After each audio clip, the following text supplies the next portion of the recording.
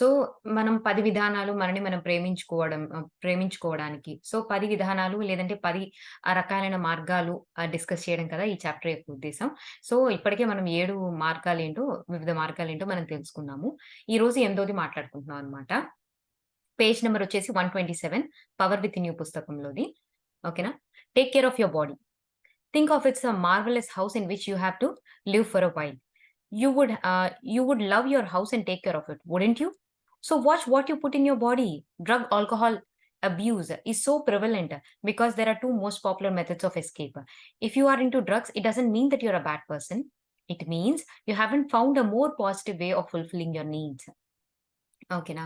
So, మన మన శరీరాన్ని మనం ఎలా కాపాడుకోవాలి అన్నది ఎండ్ పాయింట్ అన్నమాట. చూడండి, మనము ఒక అద్భుతమైన ఇంట్లో నివసించడానికి వచ్చామనుకోండి.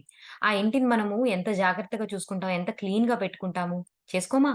అలాగే అసలు ఈ రోజుల్లో మనం చూస్తుంటే గనక డ్రగ్ అండ్ ఆల్కహాల్ అబ్యూజ్ అనేది చాలా చాలా అధికంగా తయారైపోయింది. అండ్ మోస్ట్ పాపులర్ మెథడ్స్ కూడా అయిపోయినాయి. దేనికోసమట? మనలో కలిగేటువంటి ఫీలింగ్స్‌ని, మనకున్న జీవితంలో ఏదో మనకి లోటు అనేది ఉంటుంది గదా! ఆ లోటుని కవర్ చేయడానికి, ఆ ఫీలింగ్స్‌ని, ఎమోషన్స్‌ని కవర్ చేయడానికి చక్కగా మనం ఈ ఆల్కహాల్ అండ్ డ్రగ్స్ అనే అబ్యూజ్‌తోని అంటే డ్రగ్స్ తీసుకోవడం ద్వారా ఏంటి అంటే వాటిని కవరప్ చేసుకుంటూ ఉన్నారు ఈ రోజుల్లో చాలా మంది. కానీ ఒక విధం గుర్తు ఒక ఒక ఒకటి మాత్రం గుర్తుంచుకోండి. డ్రగ్స్ అండ్ ఆల్కహాల్ తీసుకున్నంత మాత్రాన వాళ్ళు చెడ్డవాళ్ళు అని కాదు. కాకపోతే వాళ్ళకేంటి అంటే మోర్ పాజిటివ్‌గా వాళ్ళ యొక్క నీడ్స్‌ని, వాళ్ళకున్న లోటుని, వాళ్ళకున్నటువంటి ఆ ఎమోషనల్ అండ్ ఆ ఫీలింగ్స్‌ని మోర్ పాజిటివ్ విధానంలో కూడా నేను ఫుల్‌ఫిల్ చేసుకోవచ్చన్న విధానం తెలియక వారు ఈ ఈ విధంగా డ్రగ్స్‌కి అండ్ ఆల్కహాల్‌కి అబ్యూజ్ అవుతున్నారు. సో, వాళ్ళేమి చెడ్డవాళ్ళు కాదు అని చెప్తున్నారనమాట. అంటే ఇక్కడ ఎస్పెషల్లీ వెస్టర్న్ కంట్రీస్‌లో ఇప్పుడు టీనేజ్ వచ్చిందనేది అంటే గనక చాలా మంది తల్లిదండ్రులు భయపడేదేంటి అంటే, వాళ్ళకి తెలియకుండా ఎక్కడ డ్రగ్స్ అండ్ ఆల్కహాల్ వాళ్ళ పిల్లలు తీసుకుంటున్నారు అని చెప్పి చాలా భయపడతారనమాట. అంటే మన ఇండియన్స్‌కి ఇది చాలా కొంచెం చిత్రంగా అనిపించొచ్చు. డ్రగ్ అండ్ ఆల్కహాలా అంటే అమ్మ బాబోయ్! అన్నట్టుగా మనం అనుకుంటాము. అండ్ మగవాళ్ళు మాత్రమే తాగుతుంటారు. లేదంటే ఇలాంటివి చేస్తుంటారని అనుకోవచ్చు మనం. కాకపోతే ఇక్కడ వెరీ కామన్‌గా జరిగే ఇష్యూ అన్నమాట. అందుకనే తను మెన్షన్ చేశారు. Drugs beckon to us. Come and play with me, and we'll have a good time. It's true, they make you feel wonderful. However, they alter your reality so much. Although it isn't evident at the first, you have to pay a terrible price at the end. After taking drugs for a while, your health deteriorates immensely and you feel awful most of the time. Drug affects your immune system, which can lead to numerous physical ailments. Okay. So, drugs ఏంటంటే మనకి చాలా అపీలింగ్‌గా కొంతమందికేంటంటే ఆహ్, ఆహ్, ఎటు అంటే just young age పిల్లలకి especially teenage పిల్లలకేంటంటే వాళ్ళకి చాలా ఇది తీసుకుంటే నాకెంత హాయిగా అనిపిస్తదిరా! అసలు ఏం తెలీదు. కొండంత ధైర్యం వచ్చేస్తదిరా! అది ఇది అని చెప్పేసి పక్కనోళ్ళు చెప్తూ ఉంటారు. వాళ్ళని చూసి ఏంటంటే వీళ్ళకి కూడా ఏంటంటే చాలా అపీలింగ్‌గా అనిపిస్తదనమాట. అబ్బా! తీసుకుంటే ఎంత బావుండు అని చెప్పి. సో, ఏంటంటే రా నాతో ఆడుకో అని చెప్పేసి డ్రగ్స్ అన్నీ కూడా అట్రాక్ట్ చేస్తూ ఉంటాయి. ఎస్పెషల్లీ కొంతమందిని. అది మీరు తీసుకున్న తర్వాత డ్రగ్సో, ఆల్కహాలో తాగిన తర్వాత ఏంటంటే చాలా హ్యాపీగా అనిపిస్తదనమాట. చాలా వండర్‌ఫుల్‌గా అనిపిస్తది. ఎందుకంటే మన రియాలిటీని అది మార్చేస్తది. ఇప్పుడు నువ్వు చాలా ప్రాబ్లమ్స్‌లో ఉన్నావనుకోండి, ఒక ఆల్కహాలో, డ్రగ్గు తీసుకుంటే ఏమవుతుంది ఆ తర్వాత? ఆ ఫైనాన్షియల్ ప్రాబ్లమ్స్ గుర్తుండవు. లేదంటే నువ్వు ఏ ప్రాబ్లమ్స్‌లో ఉన్నావో ఆ ప్రాబ్లమ్సే గుర్తుండదు. సో, ఏం చేస్తుంది? ఆ కాసేపటికి మటికే మనకు మన మన రియాలిటీని ఆల్టర్ చేస్తుందనమాట. కానీ ఏమవుతుంది? ఈ డ్రగ్స్, ఆల్కహాల్ తీసుకుంటూ ఉంటే ఏమవుతుంది? తప్పకుండా హెల్త్ అనేది పాడైపోతుంది.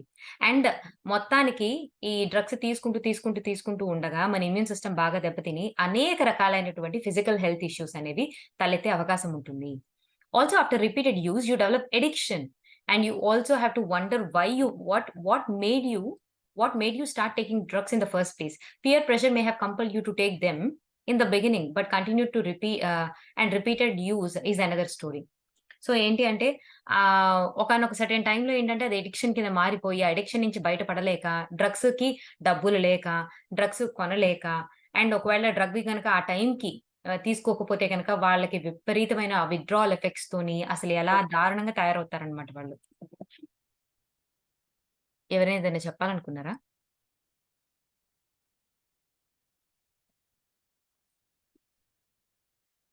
అయితే చాలా దారుణంగా తయారవుతుంటారనమాట వాళ్ళు. సో, అప్పుడు అనిపిస్తది వాళ్ళకి, అసలు నేను మొదట అసలు ఈ డ్రగ్స్ తీసుకోవడం ఎందుకు మొదలుపెట్టానురా బాబు! అని చెప్పి.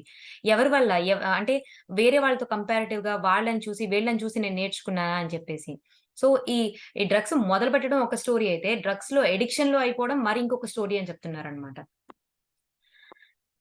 I've yet to meet anyone who really loves him or herself who is hooked on the drugs.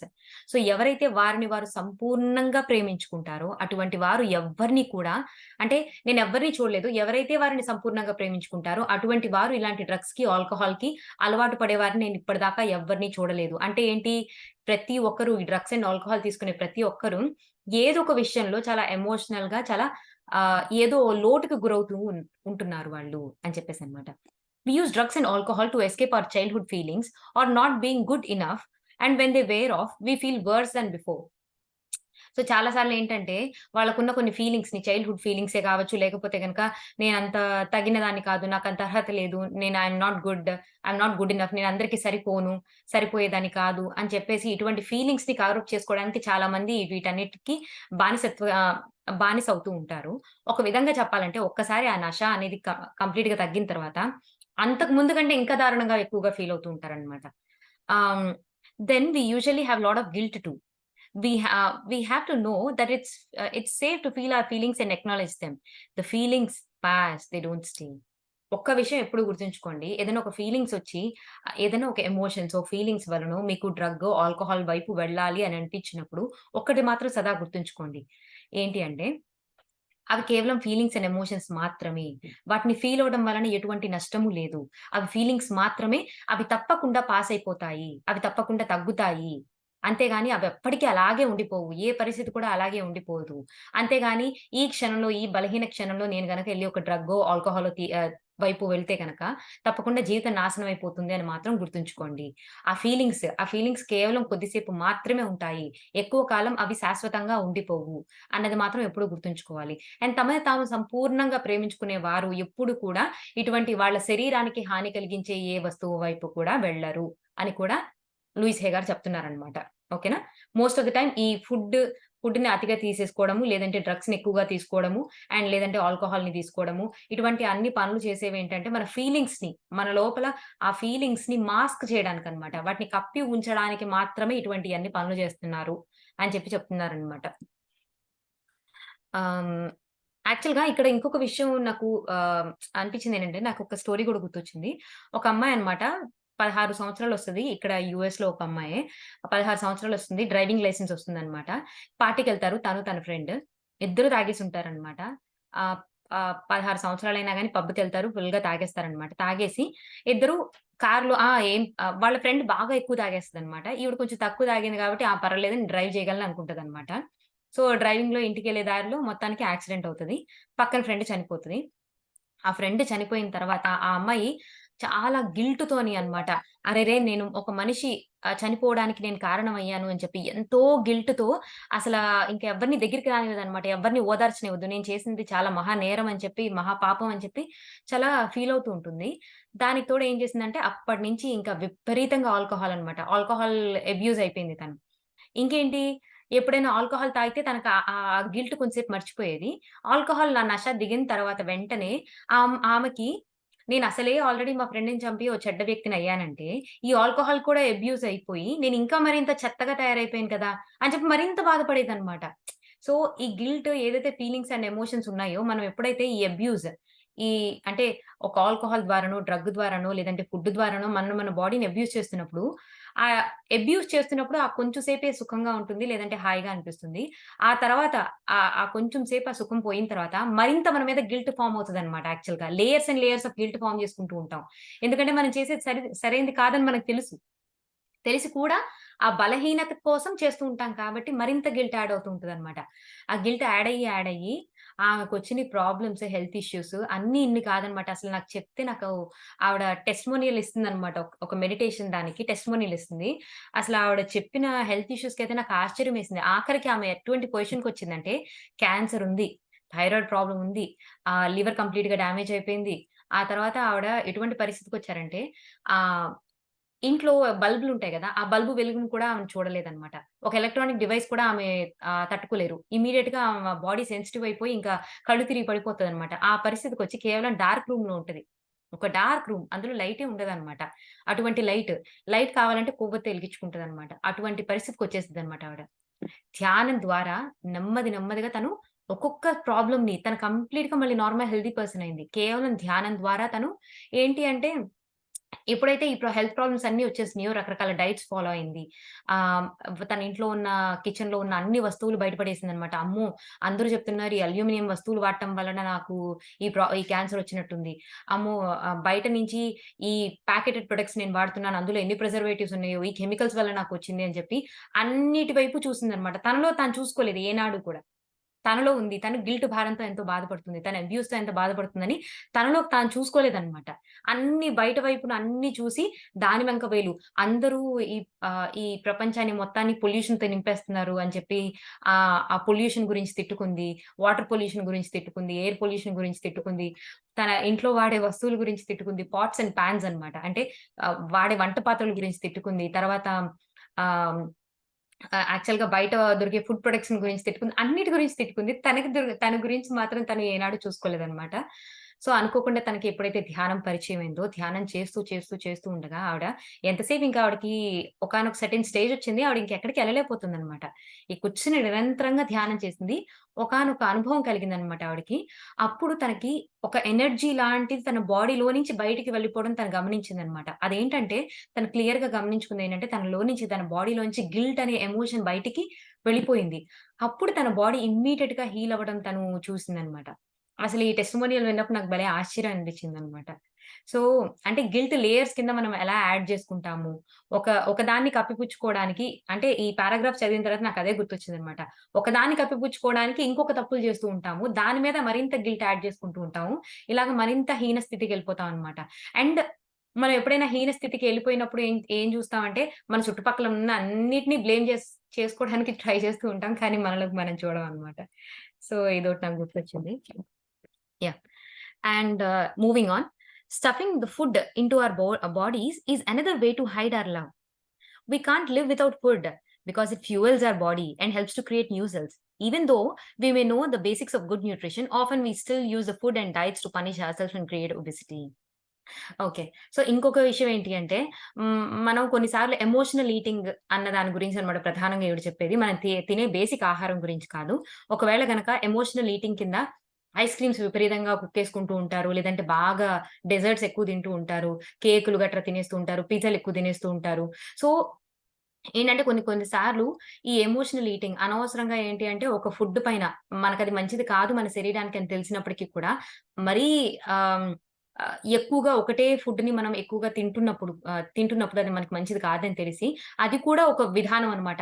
మన మన యొక్క ఫీలింగ్స్‌ని హైడ్ జేసుకోవడానికి మనం యూజ్ చేసే ఒకానొక టూల్ అని చెప్తున్నారన్నమాట. సో, ప్రతి ఒక్కరికి మనకి తెలుసు. బేసిక్ న్యూట్రిషన్ ఏంటి? ఆ బేసిక్స్ ఆఫ్ న్యూట్రిషన్‌ని చక్కగా ఫాలో అవుతూ మనకు కావాల్సింది మనం హ్యాపీగా తినొచ్చు. ఫుడ్ తినకపోతే ఎట్లాగా? తినాలి. అది ఎందుకంటే మన రోజులో మన శరీరంలో కొన్ని కోట్ల కణాలు చనిపోతూ ఉంటాయి. అట్ ది సేమ్ టైమ్ కొన్ని కోట్ల కణాలు మళ్ళీ తిరిగి ఉత్పత్తి అవుతూ ఉంటాయి. దానికి కావాల్సింది ఎక్కడి నుంచొస్తుంది ఫుడ్? ఫుడ్ మనం తినే ఆహారం నుంచి తీసుకుంటుంది. సో ఒక బేసిక్ న్యూట్రిషన్‌ని అంటే ఒక basics of nutrition, good nutrition తెలుసుకొని తద్వారా దాని బేసిస్ మీద మనం ఆహారం తీసుకోవడం అనేది చాలా ముఖ్యము. కాకపోతే ఏదైనా అతిగా చేస్తున్నాము అంటే గనక ఇక్కడ ఇంకొక విషయం ఏంటి అంటే, మనము ఎక్కడో ఒక లోటుని ఫీల్ అవుతున్నాము. మన ఎమోషన్స్‌ని హైడ్ చేసుకోవడానికి ఈ విధంగా ఎమోషనల్‌గా తింటున్నాము అన్నది ఒక విధంగా గుర్తుంచుకోవాలని చెప్తున్నారనమాట. We have become a nation of junk food addicts. We have been on what I call great American diet for decades, filling ourselves with processed foods of every sort. We have allowed the food companies and their advertising gimmicks to influence our eating habits. Doctors aren't even taught nutrition in the medical schools unless they take it as an extracurricular subject. Most of us consider conventional medicine at the moment concentrates on the drugs and the surgery. So, if we really want to learn about the good nutrition, it's an issue that we have to take in our own hands. So, ఈ మధ్య కాలంలో ఏంటంటే great American diet అని చెప్పేసి అందరం కూడా junk food addicts అయిపోయాము. And ఏంటి అంటే almost all the food companies కూడా వాళ్ళ అడ్వర్టైజింగ్ జిమ్మిక్స్‌ని యూజ్ చేసి మన ఈటింగ్ హ్యాబిట్స్‌ని చాలా ఇన్‌ఫ్లూయెన్స్ చేసుకుంటూ వస్తున్నారు. అండ్ ఆఖరికి మనం ఎవరైతే హెల్త్ అథారిటీస్ అంటే మనం హెల్త్ విషయంలో ఎవరిని చాలా గొప్ప వ్యక్తిగా చూస్తాము, ఒక డాక్టర్‌ని చూస్తాము. ఒక విధంగా చెప్పాలంటే డాక్టర్స్‌కి కూడా వాళ్ళ కోర్స్ కరిక్యులమ్‌లో అంటే వాళ్ళ ఎంటైర్ ఎంబీబీఎస్ ఆర్ ఎండీ చదివే ఆ కోర్స్ కరిక్యులమ్‌లో న్యూట్రిషన్ అనే సబ్జెక్టే ఉండదు. సో, వారికెలా తెలుస్తుంది? కేవలం మనం ఎప్పుడు కూడా ఇంకా అల్టిమేట్‌గా ఏం చేస్తూ ఉంటామంటే ఫైనల్‌గా ఏదైనా ఒక ఇబ్బంది కలిగిందంటే వెంటనే మందుకో, మాకుకో లేదు అంటే ఒక సర్జరీకో చూస్తూ ఉంటాము. అండ్ డాక్టర్ ఏం చెప్తాడు? ఆహ్, డాక్టర్ ఎప్పుడు గూడా మీరు ఈ విధమైన డైట్ తీసుకోండి. అసలు మీకు మందులు అవసరమే లేదండి. ఈ విధమైన డైట్ తీసుకోండి. దీన్ని కట్ చేయండి. దీన్ని ఇలా చేసుకోండి అని చెప్పేసి ఏనాడు డాక్టర్ మనకు చెప్పిన అడ్వైజే లేదు. అవునా? కాదా? సో, అంటిల్ అన్‌లెస్ డాక్టర్స్ ఏంటంటే ఒక ఎక్స్‌ట్రా కరిక్యులర్ ఆహ్, సబ్జెక్ట్ నాకిది న్యూట్రిషన్ కూడా కావాలి అని తీసుకుంటే తప్పించి వాళ్ళ కోర్స్ కరిక్యులమ్‌లో అసలు ఉండదంట న్యూట్రిషన్ అనే సబ్జెక్ట్. సో, మరి వాళ్ళెలా మీకు అడ్వైస్ చేయగలరు? వాళ్ళు కేవలం ఇవ్వగలిగేది మీకు మెడిసిన్స్ మాత్రమే. సో, ఒకవేళ గనక మీ ఆరోగ్యాన్ని మీ చేతుల్లో తీసుకోవాలి అంటే గనక మినిమమ్ అంటే ఈ న్యూట్రిషన్ గురించి మనకు తెలియాలని చెప్తున్నారనమాట. It's a act of loving our to become aware of what we put into our mouths and how it makes us feel. So, ఒక విధంగా చెప్పాలి అంటే, మనమేం తింటున్నాము అన్న దాని పైన శ్రద్ధ చూపటం అంటే, మన శరీరాల పైన మనం శ్రద్ధ అండ్ మన పట్ల మనం ప్రేమ చూపించుకుంటున్నట్టు. ఎవరైతే తమ పట్ల తాము సంపూర్ణంగా ప్రేమించుకునేవారు ఎప్పుడు కూడా వాళ్ళకి చెడ్డదైన ఆహారాన్ని వాళ్ళ శరీరంలో వెయ్యరు అని చెప్తున్నారనమాట. ఓకేనా? వెంటనే మీరు అనవసరంగా మీ బుర్రలో కంక్లూషన్స్‌కొచ్చేసేయకండి. ఇంకా ఉంది. ఓకేనా? ఇప్పుడు అంటే కొంతమంది యాక్చువల్‌గా ఏంటి అంటే ప్రతి ఒక్కరి శరీరం యూనిక్ కదా! ఎవరికి తగిన ఆహారం వారు తీసుకోవాలన్నమాట. వారి శరీరం ఏం కోరుకుంటుందో కూడా తాము విని దానికి తగ్గట్టు ఆహారం కూడా తీసుకోవాలి. అంతేగాని ఈ ఫుడ్ రాంగ్ అని చెప్పి వెంటనే డెసిషన్స్ తీసుకోకండి. ఓకేనా? If you eat lunch and an hour later you start feeling sleepy, you might ask yourself, "What did I eat?" You may have consumed something isn't good for your body at that particular time. ఒకవేళ మీరు lunch తీసుకున్న తర్వాత, ఒక గంట తర్వాత మీకు బాగా ఇంకెంతసేపు నిద్రపోవాలిరా బాబు అని అనిపించిందనుకోండి. అప్పుడు మీరు ఒక విషయం అర్థం చేసుకోండి. మీరు తీసుకున్న ఆహారం ఏదో కానీ, ఆ సమయానికి మీరు తీసుకున్నది అంటే ఆ సమయానికి ఆ ఆహారం అంత సరైనది కాదు. ఓకేనా? Start noticing what gives you energy and what depletes you and brings you down. So, మీకు ఏది ఎనర్జీని బాగా ఇస్తుంది అండ్ ఏది మీ మీ మీలో నుంచి ఎనర్జీని తీసేస్తుంది అన్న ఆహారాల్ని చాలా జాగ్రత్తగా, నిశితంగా పరిశీలించుకోండి. You can do it by trial and error. You can find a good nutritionist who can answer your questions. So, trial and error బేసిస్‌లో ఏంటంటే మీకేది పడుతుంది, ఏది పడట్లేదు అన్నది మాత్రం జాగ్రత్తగా చూసుకోండి చాలు అని చెప్తున్నారనమాట. Remember that what's right for one person isn't necessarily right for the another. Our bodies are different. So, ఏంటి అంటే ఒక పర్సన్‌కి రైట్ అయిన డైట్ ఇంకొక పర్సన్‌కి రైట్ కాకపోవచ్చు. ప్రతి ఒక్కరు మనం డిఫరెంట్. ఇక్కడ ఆవిడేంటంటే 2 రకాల డైట్స్‌ని కంపేర్ చేశారనమాట. మాక్రోబయోటిక్ డైట్ అని చెప్పి, Harley and marlin diamonds fit for life method. So, ఈ 2 కూడా కంప్లీట్‌గా విభిన్నమైన డైట్స్ అంట. కానీ ఆ 2 కూడా చాలా వండర్‌ఫుల్ డైట్స్ అండ్ అవి చాలా మందికి వర్క్ అయినియి అని చెప్పి ఎగ్జాంపుల్ కింద చెప్తున్నారనమాట ఇక్కడ పుస్తకంలో. Every body is different from every other body. So we can't say that only one method works. You have to find out which way works the best for you. అంటే మనమే ఒక ఎగ్జాంపుల్‌గా తీసుకుంటే మనందరం ఇండియన్సే కాబట్టి మంతెన సత్యనారాయణ గారి డైట్ మనందరికీ తెలుసు. ఆయనేంటి నూనెనేది అస్సలు వాడకూడదని చెప్తారు. మొలకల గురించి, కేవలం పళ్ళు గురించి, వీటి గురించి ఆయన ఎంతో ప్రోత్సహిస్తారు. ఓకేనా?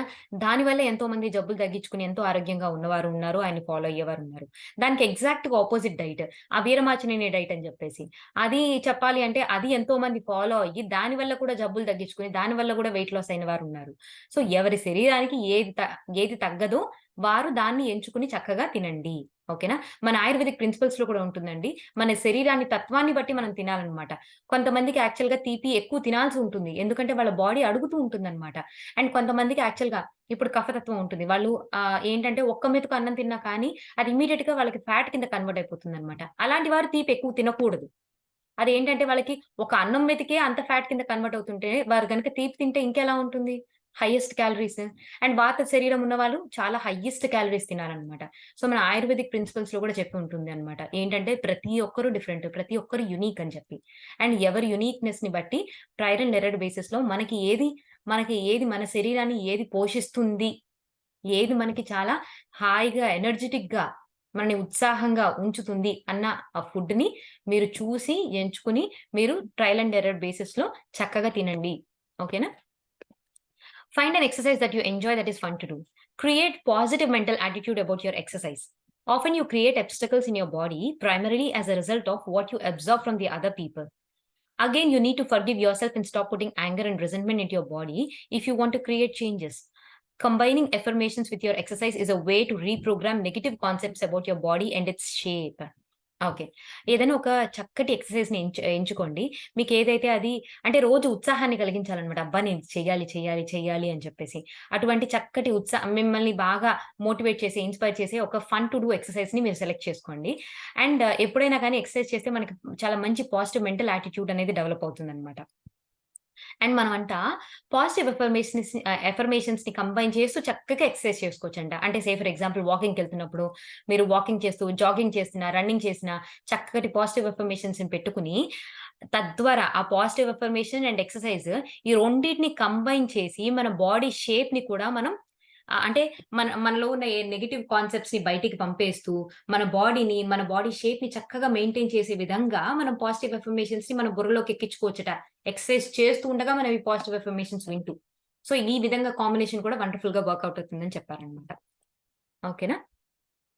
We are in a time where new technologies have for health are multiplying, and we are learning to combine some ancient healing methods such as Ayurvedic medicine with sound wave technology. I have been studying how sound can stimulate our brain waves and accelerate our learning and healing. There is a research that shows that we can cure illness by mentally changing our DNA structure. I think between now and the end of the century, we are going to explore a range of possibilities that are enormously beneficial to much of the populace. So, యాక్చువల్‌గా ఏంటి అంటే ఆవిడ sound healing గురించి కూడా చెప్తున్నారనమాట. And చాలా ancient టెక్నాలజీస్‌ని కూడా మనం ఉపయోగించుకొని ఎన్నో ఏన్షియంట్ హీలింగ్ ప్రిన్సిపల్స్ ఉన్నాయి యాక్చువల్‌గా ఆయుర్వేదాలోనే మనం చూసుకుంటే. ఆవిడ ఆయుర్వేదిక్ మెడిసిన్ గురించి కూడా ప్రస్తావిస్తున్నారిక్కడ. At the same time sound wave టెక్నాలజీని కూడా యుటిలైజ్ చేసుకొని మనం హీలింగ్‌ని తీసుకురావచ్చని చెప్పి. అంటే ఇదివరకు మనకెవ్వరికీ తెలీదు. ఈ మధ్య యాక్చువల్‌గా హెల్త్ ఇష్యూస్ బాగా ఎక్కువైపోయినియి. దానికి సంబంధించినటువంటి ఆల్టర్‌నేట్ థెరపీస్ కూడా చాలా చాలా బయటకొచ్చినియనుకోండి. ఈ సౌండ్ హీలింగ్ అనేది కూడా చాలా ఇంపార్టెంట్ అని చెప్తారు ఈ రోజుల్లో. రాగా థెరపీస్ అని చెప్పి. ఒక పర్టిక్యులర్ మన క్లాసికల్ మ్యూజిక్‌లో సరిగమ పదనిస ఆ సప్త స్వరాలు అనేవి మన సప్త చక్రాలకి అసోసియేట్ అయ్యి ఉంటాయి అని చెప్పేసి. సో, ఫస్ట్‌లో వచ్చే సా అదేంటంటే మూలాధార చక్రానికి సంబంధించినది. అండ్ ఆఖరి సా వచ్చేసి మన ఆహ్, ఏమంటారు? లాస్ట్ చక్రం ఏంటిదబ్బా? ఆ లాస్ట్ చక్రానికి సంబంధించిందని చెప్పి. సో, ఈ స్వరాలని బట్టి కూడా ఈ స్వరాలు మనకేంటంటే మన ఇండియన్ క్లాసికల్ మ్యూజిక్‌లో చక్కటి రాగాలుంటాయన్నమాట. ఒక్కొక్క రాగం ఒక్కొక్క ఇన్‌ఫ్లూయెన్స్ ఉంటుందన్నమాట మన మీద. సో, రాగాల్ని యూజ్ చేసి రకరకాల థెరపీస్ చేస్తున్నారు. అట్ ది సేమ్ టైమ్ యాక్చువల్‌గా సౌండ్ వేవ్స్‌ని యూజ్ చేసుకొని, మన డీఎన్ఏ స్ట్రక్చర్‌ని కూడా మోడిఫై చేయగలిగినటువంటి నిజంగానే సౌండ్ వేవ్ మెథడ్స్ వచ్చినియన్నమాట. బైన్యూరల్ బీట్స్ అని వాటిని మనం యూజ్ చేసుకోవచ్చు మెడిటేషన్‌లో. బైన్యూరల్ బీట్స్ ఏంటి అంటే, ఒక ఇయర్‌లో మనకు ఒక ఫ్రీక్వెన్సీ వినబడుతూ ఉంటుంది. ఇంకొక ఇయర్‌లో మనకి ఇంకొక ఫ్రీక్వెన్సీ ఆఫ్ మ్యూజిక్ ప్లే అవుతూ ఉంటదన్నమాట. బైన్యూరల్ బీట్స్ ఎప్పుడైనా యూజ్ చేసి మనం మెడిటేషన్ చేస్తే కంపల్సరీ హెడ్‌ఫోన్స్ యూజ్ చేయాలి.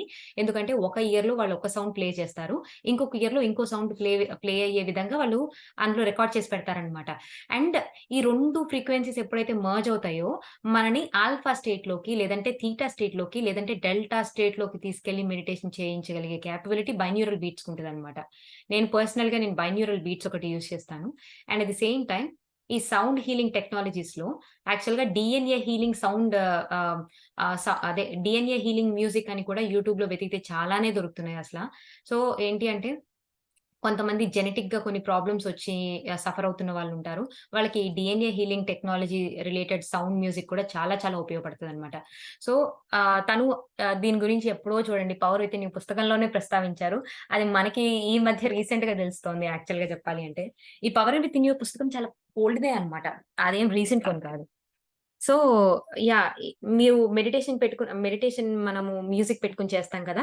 సో, చక్కగా ఈ మ్యూజిక్ పెట్టుకునేటప్పుడు ఇలాంటి హీలింగ్ మ్యూజిక్‌ని మీకు కావాల్సింది మీకు చాలా మీ మెడిటేషన్‌కి ఎంతో సహకరించేటువంటి చక్కటి మ్యూజిక్‌ని పెట్టుకొని మీరెంతో హీలింగ్‌ని కూడా పొందవచ్చు. ఓకేనా? ఇది కూడా ఒక ఆపర్చునిటీ అన్నమాట. ఓకేనా? నెక్స్ట్ పాయింట్‌కెళ్ళిపోదాము. సో, ఏంటి అంటే ఇప్పటిదాకా మనం చెప్పుకున్న పాయింట్ మన శరీరాన్ని ఎంత జాగ్రత్తగా, అపురూపంగా చూసుకోవాలి. మనని మనం సంపూర్ణంగా ప్రేమించుకుంటే మన శరీరాన్ని ఎప్పుడూ కూడా వాటిని చెడ్డ పదార్థాలతో, చెడు పదార్థాలతో నింపము. సో, మనం వాటితో నింపుతున్నాము, ఎక్కడో ఎమోషనల్‌గా తినేస్తున్నాము, లేదంటే గనక ఏదన్నా వేరే వాటికి అడిక్షన్స్ అయిపోతున్నారు అని అనుకుంటే గనక ఎక్కడో మీలో కొన్ని ఎమోషన్స్, ఫీలింగ్స్ వాటిని ముసుగు వేయడానికి మాత్రమే ఇవి చేస్తున్నారు కాబట్టి ఎప్పుడైతే ఆ ఎమోషన్స్‌ని అడ్రెస్ చేస్తారో, ఎప్పుడైతే మిమ్మల్ని మీరు సంపూర్ణంగా ప్రేమించుకొని యాక్సెప్ట్ చేసుకోవడం మొదలు పెడతారో, అప్పుడు ఈ ఎడిక్షన్స్ లాంటివన్నీ కూడా మన దగ్గర నుంచి దూరం అయిపోతాయి. అవి అత్యంత తేలికగా మనల్ని విడిచిపోతాయి అన్నమాట. ఓకేనా? Ninth point. I of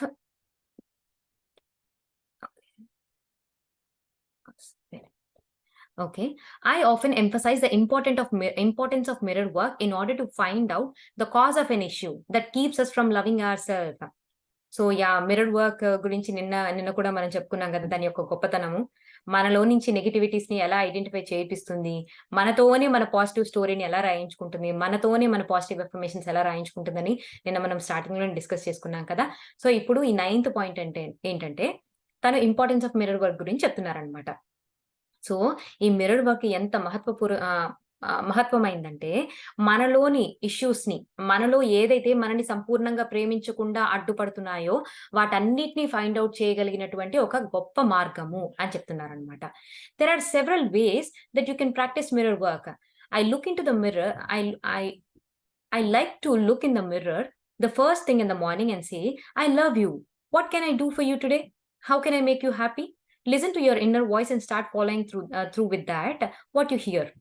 You may not get any messages to begin with because you are so used to scolding yourself and you don't know how to respond with a kind and loving thought.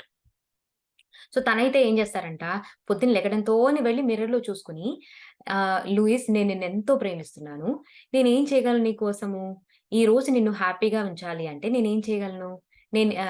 నిన్నెలా హ్యాపీగా ఉంచగలను అని చెప్పి తను question చేసుకుంటారంట. Question చేసుకున్నప్పుడు తన inner voice తనకి చెప్తుందంట.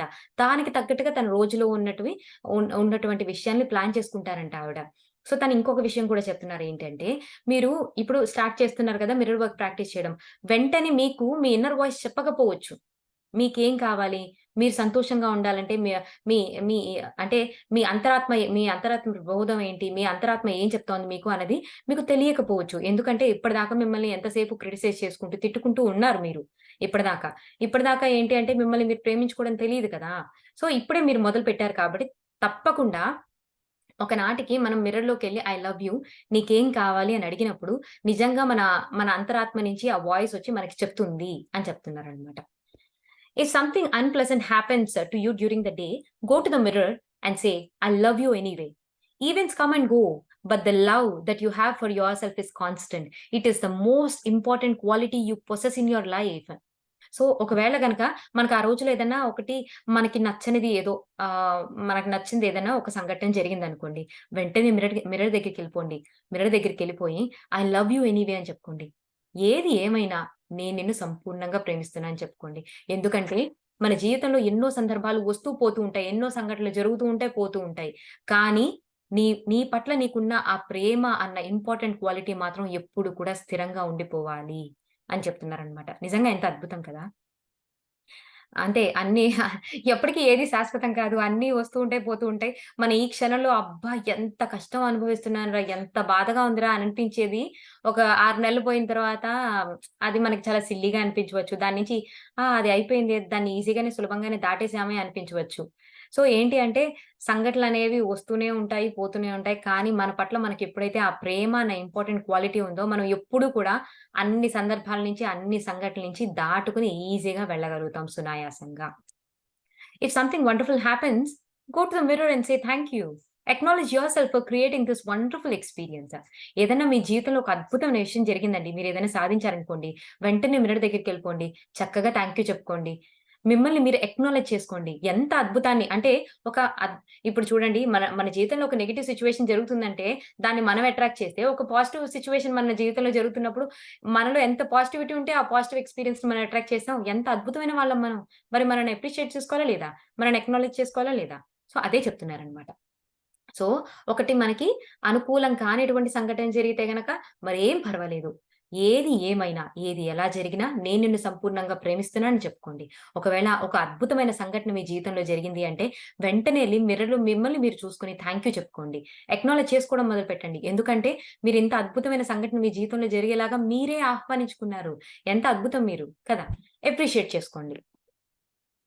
You can forgive in the mirror. You can forgive in the mirror too. Forgive yourself and forgive others. You can talk to the other people in the mirror, especially when you're afraid to talk to them in person. You can clean up the old issues with the people, parents, bosses, doctors, children, lovers. You can say all sorts of things that you would be afraid to say otherwise. And remember at the end by asking them for love and approval, because that is what you really want. So ఏంటి అంటే so కేవలం మిమ్మల్ని మీరు ప్రేమించుకోవడం, at the same time thank you చెప్పుకోవడానికే కాదు. మీరు కావాలంటే క్షమించడానికి, క్షమించబడడానికి కూడా మీరెళ్లి మిర్రర్ వర్క్ చేసుకోవచ్చు. ఎళ్ళండి మిర్రర్ ముందు నించోండి. మిర్రర్ ముందు నించొని మిమ్మల్ని మీరు ఫర్‌గివ్ చేసుకోండి. మిమ్మల్ని మీరు క్షమించుకోండి. అలాగే ఎదుటి వాడిని కూడా క్షమించండి. ఎదుటి వాళ్ళతో మీరేవైతే గనక మీ బాసెసో లేదంటే గనక మీ పట్ల కొంచెం పై అధికారంలో ఉన్నవారు ఎవరైనా మీ పట్ల ఒకటి అనకూడని మాట అన్నారు, చేయకూడని సంఘటన ఏదైనా చేశారనుకోండి. అప్పుడు వాళ్ళ ముందు మనం గట్టిగా తిట్టలేము. లేదంటే వాళ్ళ ముందు మనం మన యొక్క కోపాన్ని ప్రదర్శించలేము. అలాంటప్పుడు మిర్రర్ ముందుకెళ్ళండి. మీరు వాళ్ళ ముందు డైరెక్ట్‌గా ఇన్ పర్సన్ మాట్లాడడానికి భయపడిన మాటలన్నీ మీరు మిర్రర్ ముందుకెళ్ళి చక్కగా మీరు చెప్పండి. మరేం ధైర్యంగా చెప్పండి మిర్రర్ ముందు. "నువ్వు ఇలా చేసావు, ఇలా చేసుండకూడదు" అని చెప్పి. సో, మీ ఓల్డ్ ఇష్యూస్ అన్నిటిని కూడా క్లీనప్ చేసేసుకోండి. ఒక క్లీన్ స్లేట్‌లా తయారవ్వండి మీరు అని చెప్తున్నారనమాట. సో, ఏంటి అంటే ఈ ఫర్‌గివ్ అంటే మనని మనం క్షమించుకున్న తర్వాత అండ్ ఎదుటి వారిని క్షమించిన తర్వాత లూయిస్ గారు ఎప్పుడు చెప్పే ఒకటే ఒక ప్రాక్టీస్. ఏంటిదది? వారిని ప్రేమ బంధంతో అన్నమాట. వారిని ప్రేమించండి. వారి పట్ల ప్రేమను చూపించండి. ఎందుకంటే నువ్వు అజ్ఞానంతో నువ్వు ఈ విధంగా బిహేవ్ చేసి నన్ను బాధ పెట్టావు కాబట్టి, నువ్వు జ్ఞానవంతురాలివి కావాలి, నువ్వు జ్ఞానవంతుడివి కావాలి అని నీ పట్ల నేను ప్రేమని పంపిస్తున్నాను అని చెప్పి వారి పట్ల ప్రేమని పంపించండి. అండ్ అండ్ ఏంటి అంటే వారు అంగీకరించినట్టు మీరు ఫీల్ అవ్వండి. That is what you really want. People who have problems loving themselves are the almost always sorry. People who have problems loving themselves are almost always the people who are not willing to forgive because because not forgiving shuts that particular door. So, ఎవరైతే నిజంగా వారు సంపూర్ణంగా ప్రేమించుకోలేని వారు ఎవరంటే, ఎవరిని వారు సంపూర్ణంగా ప్రేమించుకోలేని మనుషులే వారికి ఎటువంటి లక్షణం కలిగి ఉంటుందంటే, ఎవరిని వారు సంపూర్ణంగా లేదు అంటే గనక ఎవరైతే ఎదుటి వారిని సంపూర్ణంగా క్షమించలేరో అటువంటి వారు వారికి వారు ప్రేమించుకోలేకపోతారంట. సో, ప్రేమించుకోవాలి అంటే గనక మొదటి లక్షణం ఏంటంటే, ఎదుటి వాళ్ళని కానీ, మనని గాని సంపూర్ణంగా ఎప్పుడైతే క్షమించగలమో, అప్పుడు మాత్రమే ప్రేమ అనేది జనిస్తుంది అని చెప్తున్నారనమాట తను. ఎప్పుడైతే ఎదుటి వారిని క్షమించలేమో, అక్కడ ఈ ప్రేమ అన్న తలుపుని కంప్లీట్‌గా మూసివేస్తున్నాము అని చెప్తున్నారనమాట. When we forgive and let go, not only huge weight drops of our shoulders, but the doorway to our own self love opens. People will say, "oh! such a load had dropped off." Well, of course it has, because we have been carrying this burden forever. Dr. John Harrison states that forgiveness of both self and the parents, coupled with release of past hurts, cure more illnesses than any antibiotic could ever do. So, ఎప్పుడైతే గనక మనం యాక్చువల్‌గా ఎదుటి వారినో మనని మనం క్షమించుకున్నప్పుడు చాలా మటుకు burden మన మన మన మనసులో నుంచి దిగిపోతుంది. మనం చాలా లైట్‌గా ఫీల్ అవుతామని చెప్తున్నారు. అండ్ డాక్టర్ జాన్ హారిసన్ అనే ఒక వ్యక్తి చెప్పారట, ఎప్పుడైతే గనక ఈ క్షమ అనే గుణంతో మన పాస్ట్‌లో మనం బాగా హర్ట్ అయిన అన్ని విషయాలని మనం కంప్లీట్‌గా ఈ క్షమ అన్న ఒక్క గుణంతో తీసివేయగలిగితే, ఎన్నో రకాలైనటువంటి డిసీజెస్‌ని క్యూర్ చేయగలుగుతాం. అంటే క్షమకి ఎంతో గొప్ప పవర్ ఉంది కంపేర్డ్ టు ఒక యాంటీబయాటిక్. ఒక మెడిసిన్ కంటే క్షమ అనే గుణానికి ఎంతో గొప్ప పవర్ ఉందని చెప్పి ఆయన చెప్తున్నారట. It takes lot to make children stop loving their parents, but when they do, it makes even more for them to forgive them. So, యాక్చువల్‌గా పిల్లలు సాధారణంగా వాళ్ళ తల్లిదండ్రులని అంటే ఆహ్, ఆహ్, హేట్ చేయడము, అంటే హేట్ చేసే పరిస్థితికి రావడము పిల్లలకి అది చాలా బాధాకరమైన విషయము. సో, నిజంగా ఒకవేళ పిల్లలు గనక వాళ్ళ తల్లిదండ్రులు హేట్ చేసే పరిస్థితికే వచ్చింది అంటే గనక, ఒక విషయం గుర్తుంచుకోండి. అదే తల్లిదండ్రుల్ని తిరిగి క్షమించాలంటే దానికంటే మరి విపరీతమైన బాధాకరమైన విషయము, లేదంటే బాగా కష్టమైన విషయం అయిపోతుంది. అంటే హేట్ చేసే పరిస్థితి దాకా వచ్చారంటే వాళ్ళ జీవితంలో ఎన్నో బాధాకరమైన సిట్యుయేషన్స్ జరిగినియి. ఓకే. హేట్ చేస్తున్నారు. వాళ్ళని క్షమించడం అంటే మరింత బాధగా ఉంటుందంట. మరింత ఏంటంటే చాలా కష్టంగా ఉంటుందంట. So when we won't forgive, we won't let go. We are binding ourselves to the past. We are stuck in the past. We cannot live in the present time. And if we are not living in the present, how can we create a glorious future? Our old garbage from the past just creates more garbage for the future. So, ఎప్పుడైతే మనం forgive చేయట్లేదు, క్షమించట్లేదు అంటే ఎంతసేపు ఆ పాస్ట్‌ని పట్టుకొని వేలాడుతూ ఉన్నాము అనేసి. ఎప్పుడైతే ఆ పాస్ట్‌ని పట్టుకొని వేలాడుతూ ఉన్నామో, మనం ఈ ప్రెజెంట్ మొమెంట్‌లో బ్రతకలేము. సో, ఎప్పుడైతే ఆ పాస్ట్‌తోనే ఎంతసేపు పట్టుకొని వేలాడుతున్నామో, అందులో అంతా ఏముంది? దుఃఖము, బాధ ఇదే ఉంది. ఈ దుఃఖము, బాధ అని పట్టుకొని ఎంతసేపు వేలాడుతున్నప్పుడు, నీ ఫ్యూచర్ ఏ విధంగా క్రియేట్ అవుతుంది? మరింత మోర్ చెత్తతో, మరింత చెత్తతో, మరింత దుఃఖ బాధంతోనే క్రియేట్ అవుతుంది అని చెప్తున్నాననమాట. సో, నిజంగా చెప్పాలి అంటే మన ఫ్యూచర్ ఒకవేళ బ్రైట్‌గా ఉండాలి అనుకుంటే, మనం చేయాల్సిన మొట్టమొదటిదేంటంటే క్షమ.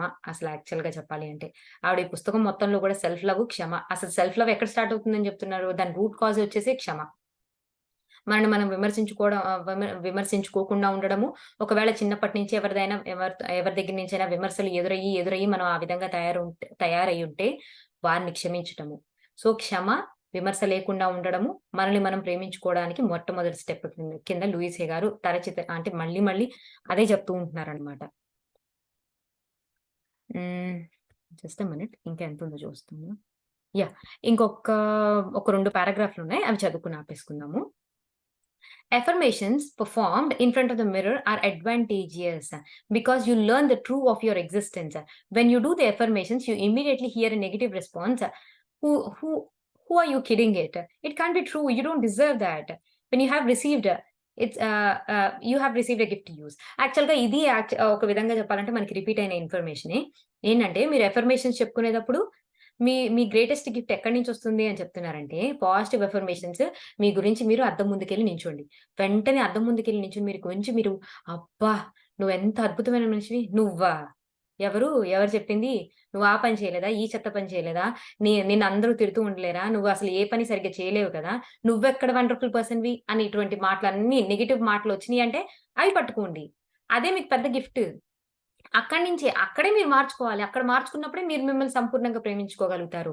ఎప్పుడైతే మీ మైండ్‌లో సెల్ఫ్ టాక్ కింద నెగెటివ్ మెసేజెస్ ఎప్పుడైతే వచ్చినాయో, ఆ నెగెటివ్ మెసేజెస్‌ని పట్టుకోవడమే మనం అన్నిటికంటే అసలు మనం గొప్పగా సాధించేసామండి. ఇంకొక్కసారి మన మైండ్‌లో జరుగుతున్న నెగెటివ్ సెల్ఫ్ టాక్‌ని పట్టుకున్నాము అంటేనే మనం సగం సాధించేసినట్టే అన్నమాట. ఆ సగం ఇంకా నెక్స్ట్ సగం ఏముంటుంది?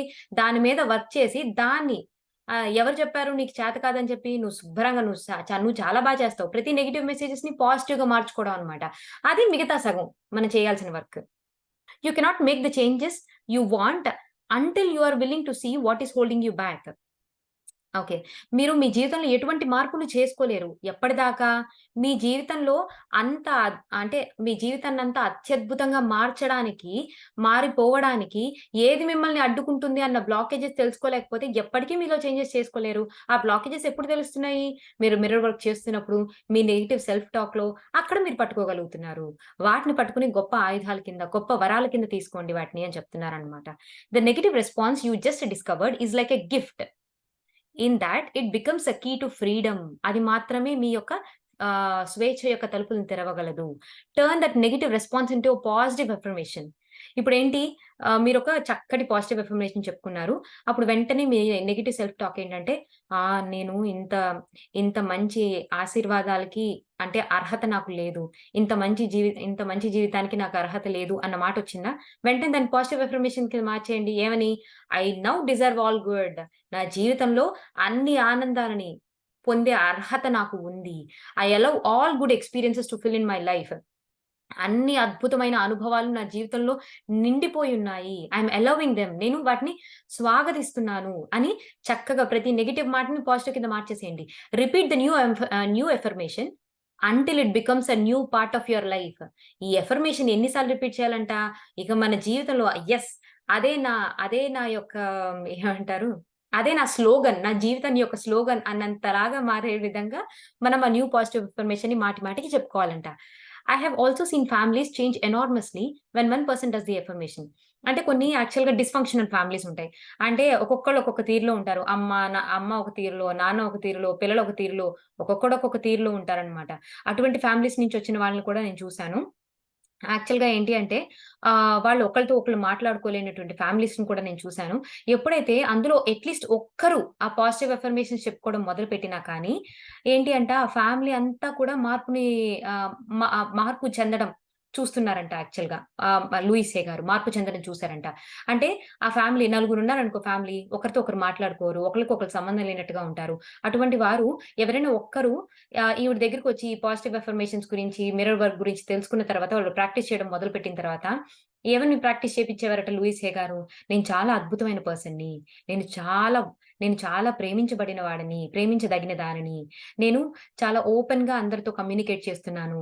ప్రతి ఒక్క ఫ్యామిలీ మెంబర్‌తో నేను కమ్యూనికేట్ చేస్తున్నాను. ఆఖరికి నా మదర్‌తో సహా." ఇక్కడ మదర్ అనే వ్యక్తి ఫర్ ఎగ్జాంపుల్ ఆ ఫ్యామిలీలో చాలా తనకి అంటే ఆ అబ్బాయికో, లేదంటే ఆ అమ్మాయికో అస్సలు ఇష్టం లేని వ్యక్తి అనుకోండి. సో, ఆఖరికి వాళ్ళతో సహా నేను ఓపెన్‌గా చాలా ఫ్రీగా కమ్యూనికేట్ చేయగలుగుతున్నానని ఈ విధంగా అఫర్మేషన్స్ ఒక్క పిల్లవాడు చెప్పుకుంటే, ఆ ఫ్యామిలీ అంతా కూడా ఒక 3, 4 నెలలు పోయిన తర్వాత ఫ్యామిలీ అంతా కూడా ఆ చర్చ్‌కొచ్చేవారట.